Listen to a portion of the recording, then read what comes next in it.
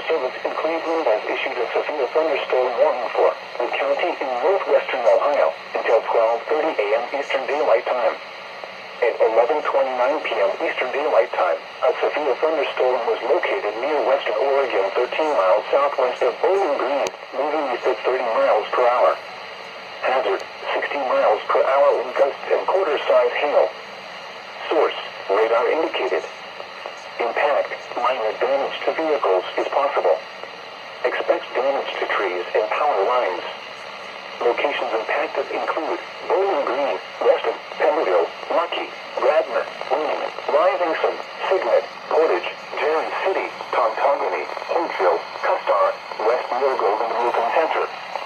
For your protection, move to an interior room on the lowest floor of a building. Repeating, a severe thunderstorm warning has been issued until 12:30 a.m. Eastern Daylight Time Tuesday for the following county: Wood, Ohio.